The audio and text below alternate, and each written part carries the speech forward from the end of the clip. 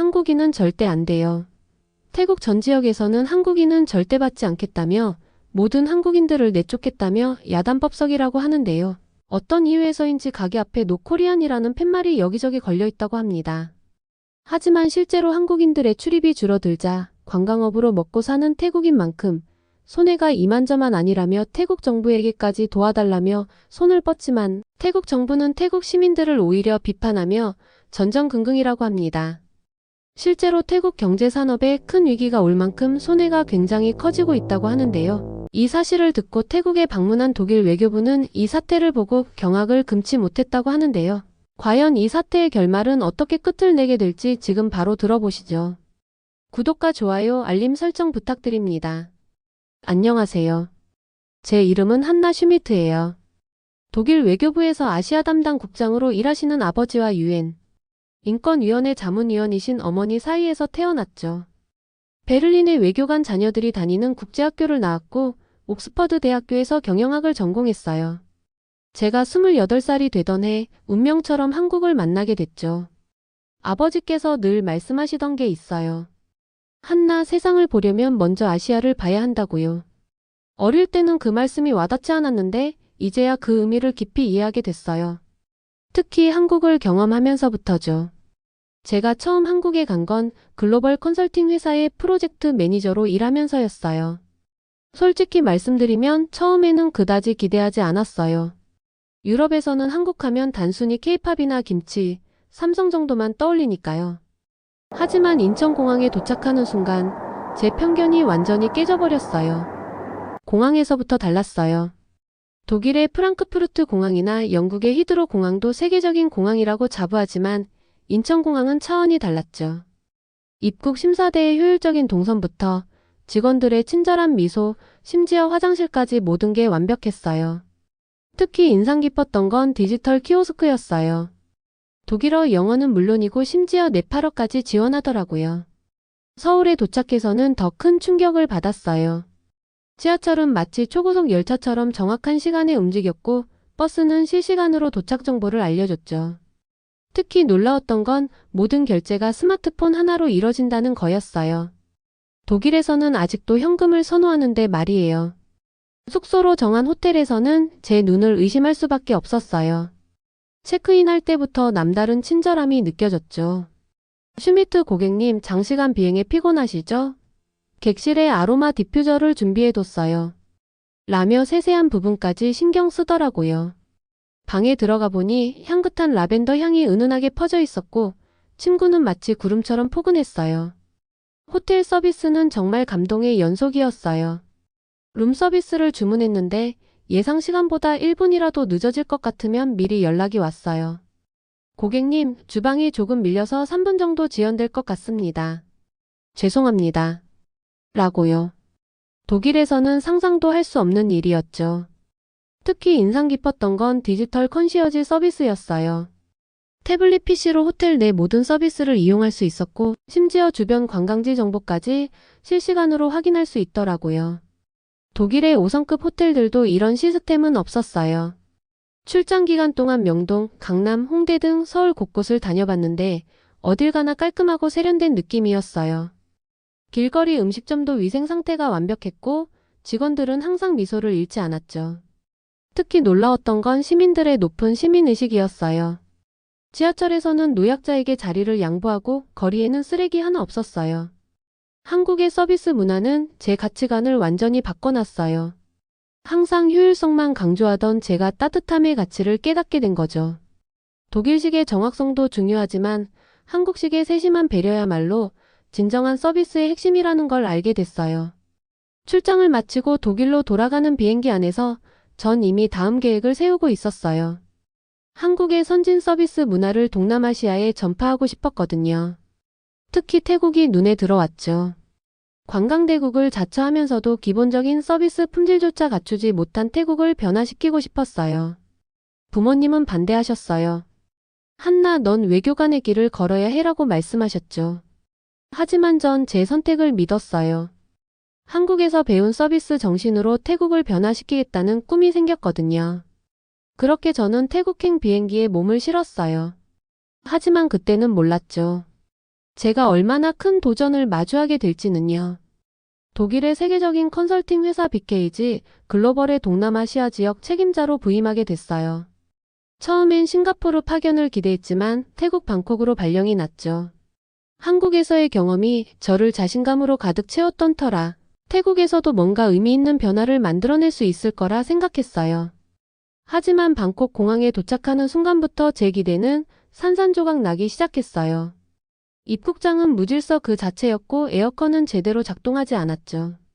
공항 직원들은 기본적인 영어도 못했고 관광객들의 질문에는 대답 대신 짜증 섞인 태국어로 중얼거리기만 했어요. 택시를 타고 시내로 향하는 길은 더욱 충격적이었어요. 도로는 마구잡이로 끼어드는 차들로 가득했고 신호등은 장식처럼 켜져 있기만 할 뿐 아무도 지키지 않았죠. 더운 날씨에 땀이 줄줄 흐르는데 택시기사는 에어컨을 약하게 틀어놓고는 미터기를 조작하느라 바빴어요. 회사에서 예약해준 호텔에 도착했을 때는 정말 할 말을 잃었어요.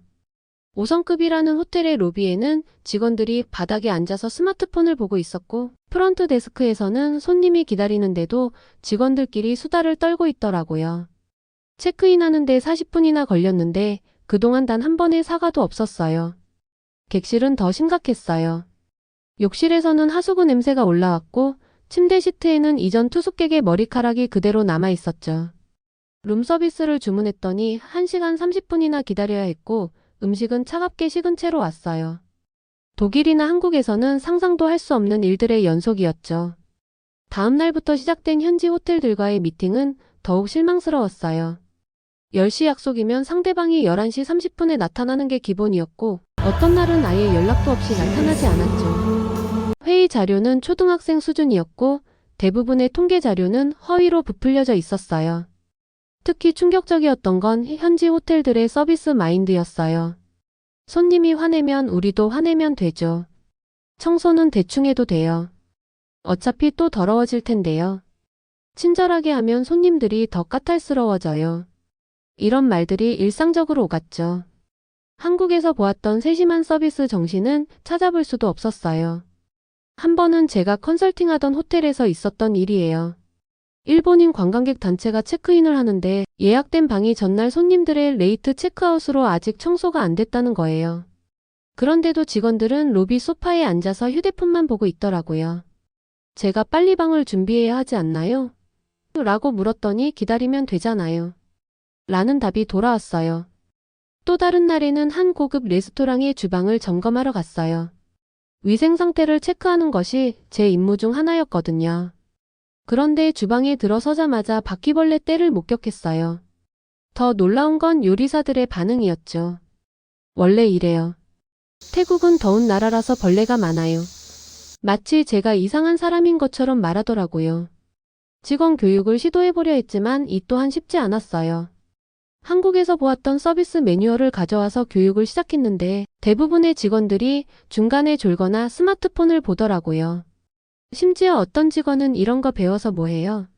손님들이 팁도 제대로 안 주는데 라고 말하기도 했죠. 한 달 동안 방콕의 100개 호텔을 조사했는데 기본적인 서비스 기준을 충족하는 곳은 단 5곳뿐이었어요. 나머지는 모두 심각한 문제를 안고 있었죠. 청결 상태는 최악이었고 직원들의 서비스 마인드는 찾아볼 수 없었으며 기본적인 안전 수칙조차 지켜지지 않았어요. 제 보고서는 매주 더 절망적으로 변해갔어요. 태국의 관광 서비스업은 근본적인 혁신이 필요하다. 현재의 서비스 수준으로는 국제 경쟁력을 유지할 수 없다. 직원들의 기본적인 서비스 마인드부터 재교육이 필요하다 등의 내용이었죠. 하지만 현지 호텔 업계의 반응은 차가웠어요. 우리는 원래 이래요. 서양식 서비스를 강요하지 마세요. 손님들은 우리 스타일을 좋아해요. 같은 반응이 대부분이었죠. 심지어 어떤 호텔 매니저는 당신 내 나라로 돌아가세요. 우리는 당신의 도움이 필요 없어요. 라고 말하기도 했어요. 특히 안타까웠던 건 젊은 직원들의 태도였어요. 그들은 변화의 필요성을 느끼지 못했고 현재의 상황에 안주하려 했죠. 한 젊은 직원은 이렇게 말했어요. 우리는 행복해요. 손님들이 불편하다고 해도 우리는 이게 편해요. 이런 태도는 제가 한국에서 보았던 젊은이들의 열정과는 너무나 달랐어요. 매일 밤 호텔 창문 너머로 방콕의 야경을 바라보며 생각했어요. 이곳이 정말 세계적인 관광대국이 될 수 있을까? 하고요. 한국의 세련된 서비스 문화가 그리워질 때면 인천공항에서 찍은 사진들을 보며 위안을 삼곤 했죠. 하지만 이런 고민도 잠시 더 큰 폭풍이 다가오고 있었어요. 바로 한국인 관광객 배척 사태였죠. 매일 밤 방콕의 야경을 바라보며 한국의 서비스 문화를 그리워하던 어느 날이었어요. 갑자기 제 휴대폰이 진동하기 시작했죠. 회사 동료들이 보내는 메시지가 쏟아졌어요. 한나 큰일 났어요. 태국 전역에서 한국인 배척 움직임이 일어나고 있어요. 처음에는 농담인 줄 알았어요. 하지만 SNS를 열어보니 충격적인 영상들이 가득했어요. 방콕과 푸켓의 상점들이 앞다투어 한국인 출입금지 팻말을 걸고 있었고, 한국 관광객들이 마사지샵과 식당에서 쫓겨나는 영상이 끝없이 올라오고 있었죠. 믿기 힘들었어요. 얼마 전까지만 해도 한국인 관광객들은 태국에서 가장 환영받는 손님이었거든요. 태국의 관광 수입 중 상당 부분이 한국인 관광객들에게서 나왔는데 이렇게 갑자기 그들을 배척한다는 게 이해가 되지 않았어요. 급하게 현지 매니저인 수파차이에게 전화를 걸었어요. 도대체 무슨 일이에요? 수파차이의 목소리가 떨렸어요. 한나, 이건 SNS에서 시작됐어요. 누군가가 의도적으로 반한 감정을 부추기고 있어요. 맥락이 잘린 영상들이 퍼지면서 사람들이 점점 더 감정적으로 변하고 있죠. 다음날 아침 일찍 사무실에 도착했는데 분위기가 심상치 않았어요. 호텔들의 예약 취소 요청이 폭주하고 있었고 한국 여행사들은 태국 상품을 전면 중단한다고 발표했죠. 항공사들도 운항 노선 축소를 검토하기 시작했어요. 독일인 컨설턴트로서 저는 이 상황을 객관적으로 바라보려 노력했어요. 하지만 이건 단순한 관광산업의 문제가 아니었어요. 태국 사회의 근본적인 문제점이 드러난 거였죠. 그들은 자신들의 서비스 품질 문제는 외면한 채 오히려 손님을 탓하고 있었어요. 특히 충격적이었던 건 현지 SNS의 반응이었어요. 이제 우리가 갑이다. 한국인들에게 본때를 보여주자 같은 댓글들이 수천 개의 좋아요를 받고 있었죠. 이성적인 의견을 내는 사람들은 오히려 비난의 대상이 됐어요. 한 달 동안 저는 태국 전역을 돌아다니며 현장 조사를 했어요. 푸켓의 한 식당 주인은 이렇게 말하더라고요. 한국 손님들이 너무 까다로워요. 청결을 요구하고 정확한 시간을 지키라고 하고. 그 순간 저는 이 사태의 본질을 깨달았어요. 이건 서비스 품질 향상을 요구하는 손님과 변화를 거부하는 업계의 충돌이었던 거죠. 파타야의 한 호텔 매니저는 더 충격적인 말을 했어요. 우리는 한국인들이 없어도 돼요. 중국인들이 있잖아요. 하지만 그는 큰 착각을 하고 있었죠. 중국 관광객들도 이미 태국의 서비스 품질에 실망하기 시작했거든요. 방콕의 쇼핑몰들도 하나둘씩 문을 닫기 시작했어요.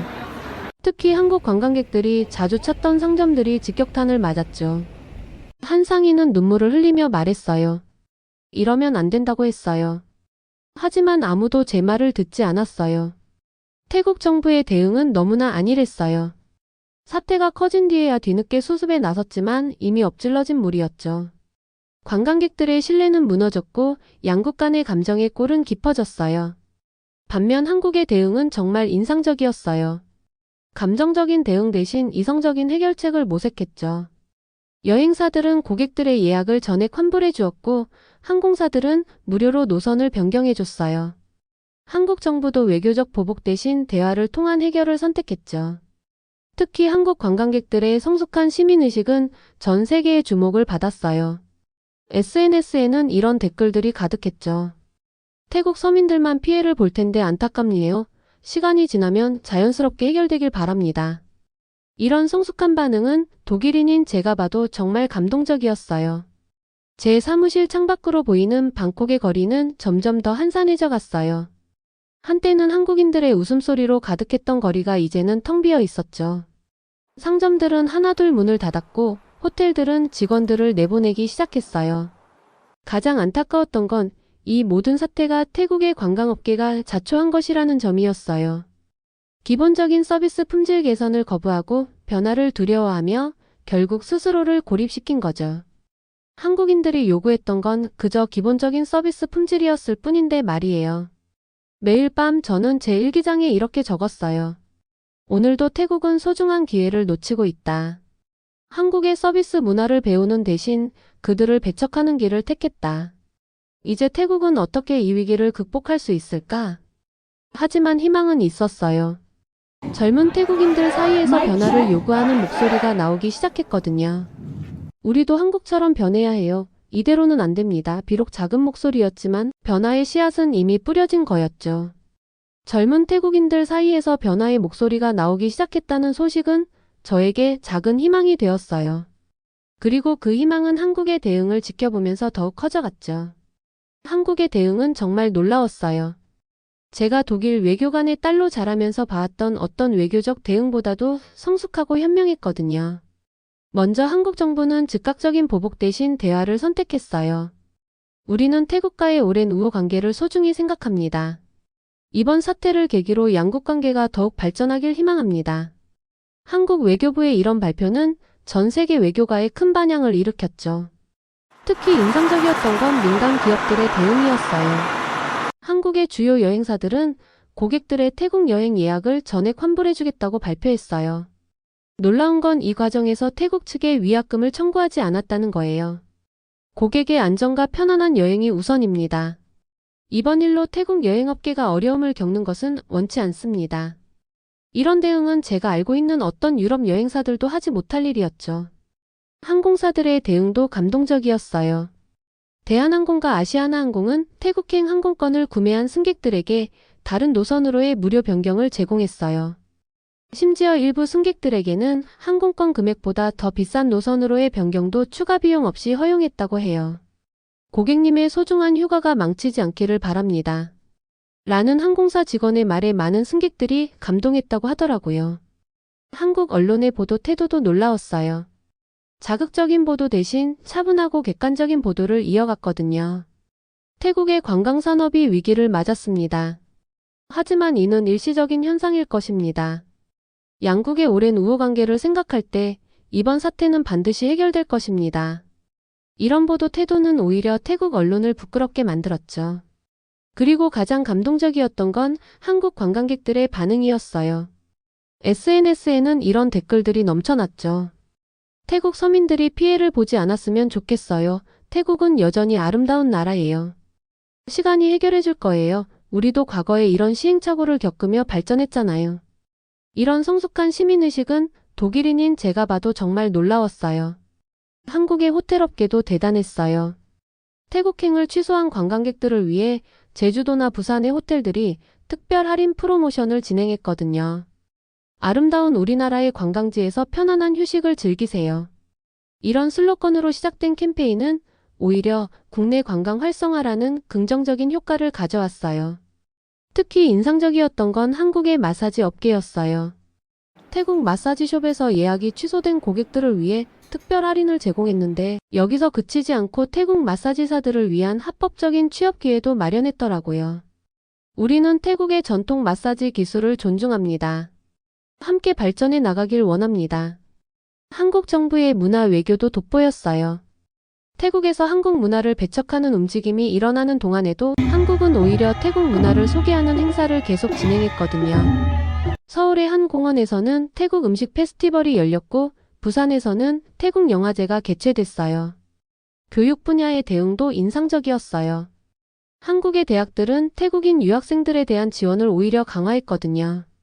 교육과 문화 교류는 멈추지 않아야 합니다. 이런 메시지와 함께 장학금 프로그램도 확대했죠. 온라인에서도 한국인들의 성숙한 모습이 돋보였어요. 태국을 비하하는 콘텐츠는 자정작용으로 금방 사라졌고 대신 태국의 아름다운 문화와 역사를 소개하는 콘텐츠들이 인기를 얻었죠. 우리가 사랑했던 태국의 모습을 기억합시다. 관광업계 종사자들의 대응도 감동적이었어요. 태국 현지에서 일하던 한국인 가이드들은 현지 동료들을 걱정했고 일부는 자발적으로 모금을 시작해 어려움을 겪는 현지 동료들을 돕기도 했어요. 우리는 같은 관광업계의 동료입니다. 서로를 도와야 해요. 한국의 이런 대응은 국제사회에서도 큰 주목을 받았어요. 유엔관광기구는 한국의 대응을 성숙한 관광강국의 모범이라고 평가했고 세계적인 언론들도 한국의 위기관리 능력을 극찬했죠. 제 아버지도 놀라워하셨어요. 한나, 이건 정말 대단한 일이구나. 한국은 이제 진정한 선진국이 된 것 같아. 외교관이신 아버지의 이런 평가는 결코 가볍지 않았어요. 지금도 저는 매일 한국의 뉴스를 체크해요. 그들의 대응에서 배울 점이 너무나 많거든요. 성급한 감정적 대응 대신 이성적 해결을 선택하고 보복 대신 대화를 선택하며 갈등 대신 이해를 선택하는 모습. 이런 모습들이 제게는 큰 깨달음을 주고 있어요. 문득 이런 생각이 들어요. 한국이 이렇게 성숙한 모습을 보일 수 있는 건 아마도 그들이 겪어온 수많은 시행착오와 그것을 극복해온 경험 덕분이 아닐까요? 그들의 이런 모습을 보면서 태국에도 언젠가는 변화의 때가 올 거란 희망을 가져봅니다. 새로운 희망을 발견하게 된 건 우연한 계기였어요. 제가 컨설팅하던 방콕의 한 호텔에서 젊은 직원들이 몰래 한국 호텔 서비스 영상을 보고 있었거든요. 우리도 저렇게 될 수 있을까요? 그들의 눈빛에서 변화에 대한 갈망을 읽을 수 있었어요. 그래서 저는 큰 결심을 했어요. 빅게이지 글로벌의 동남아시아 지역 책임자라는 제 위치를 활용해서 태국 호텔 서비스 혁신 프로젝트를 시작하기로 한 거죠. 처음에는 회사 내부에서도 반대가 많았어요. 지금이 적절한 시기인가? 또 태국 사람들이 받아들일까? 하는 우려의 목소리가 컸죠. 하지만 저는 확신이 있었어요. 제가 한국에서 보았던 서비스의 진수를 태국에 전파할 수 있다면 분명 변화는 시작될 거라고요. 특히 젊은 세대들의 지지를 얻을 수 있다면 말이에요. 프로젝트의 첫 단계로 태국 전역의 호텔 종사자들을 대상으로 설문조사를 진행했어요. 당신은 현재 태국의 서비스 수준에 만족하십니까? 한국의 서비스 문화에 대해 어떻게 생각하십니까? 같은 질문들이었죠.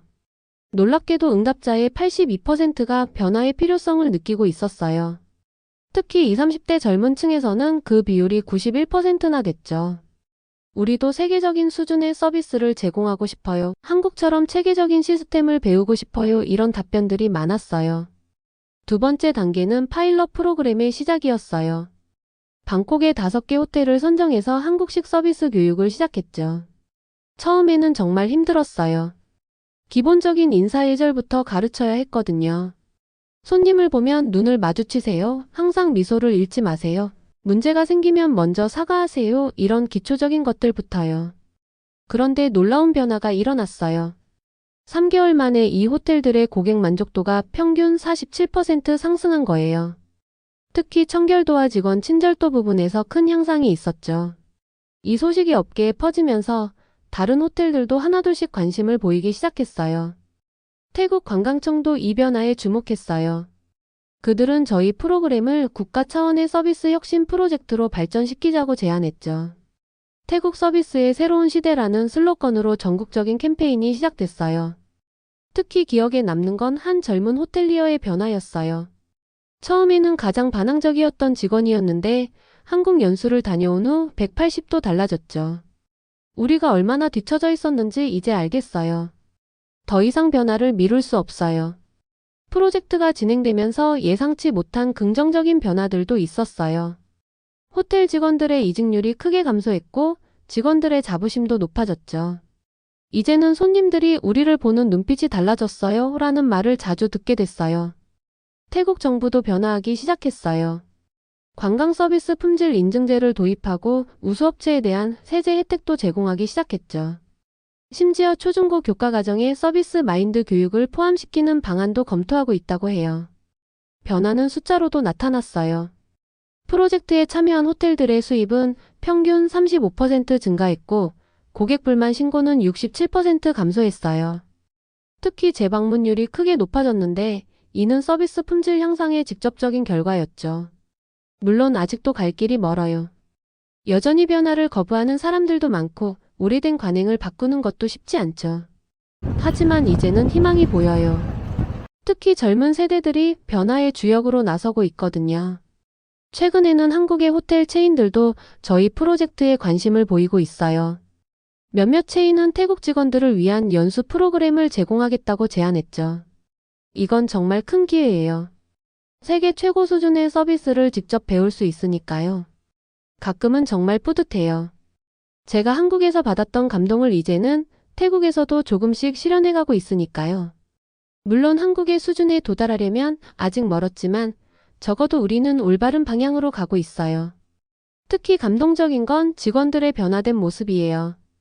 이제는 그들도 스스로 문제점을 찾아내고 개선 방안을 제안해요. 이렇게 하면 더 좋지 않을까요? 한국에서는 이런 식으로 한다던데. 이런 적극적인 태도를 보면 가슴이 뭉클해져요. 프로젝트를 통해 저도 많이 배웠어요. 진정한 변화는 시스템이나 매뉴얼의 변화가 아니라 사람들의 마음가짐의 변화라는 걸요. 한국이 보여준 것처럼 서비스는 단순한 기술이 아닌 하나의 문화라는 것도 깨달았고요. 앞으로도 이 변화의 여정은 계속될 거예요. 태국이 한국처럼 세계적인 서비스 강국으로 거듭나는 그날까지 저는 이 자리에서 끊임없이 노력할 거예요. 그리고 언젠가는 제가 처음 한국에서 느꼈던 그 감동을 태국에서도 모든 관광객들이 느낄 수 있게 되길 희망해요. 지금까지의 사연 어떻게 들으셨나요? 다음에 더 재밌는 사연으로 돌아올게요. 감사합니다.